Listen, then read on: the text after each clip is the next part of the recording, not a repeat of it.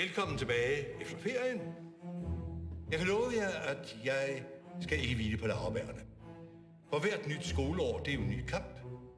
Hver skoledag, det er et nyt slag, der skal vindes.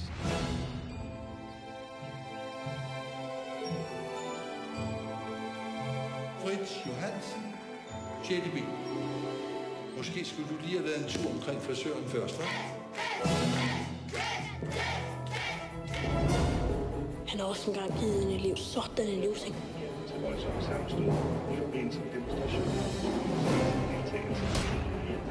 Her har I jeres nye dansk- og sanglærer, hr. Svale. Hr. Svale har været så elskværdig at træde til, fordi det ikke er lykkedes os at få ansat en færdiguddannet lærer.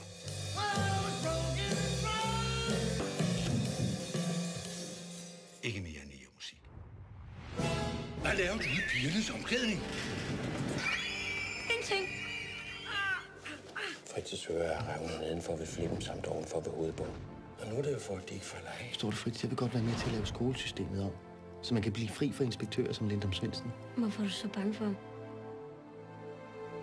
Vil du køre hen og slå på skoleinspektøren og blive anklaget for vold imod en embedsmand? Det er min vurdering, at elev i 6. B, Fritz Johansen, har problemer og er til gene for undervisning. Skoleloven siger sort på hvidt, at man ikke kan putte en elev i hjælpeklasse uden forældrenes samtykke. Så for nu er der Fritz tilbage i sin egen klasse.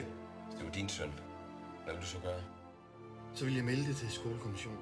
Skrid helvede til! Du fatter ikke en skid!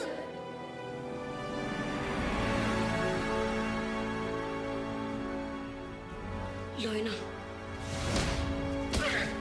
De har aldrig rørt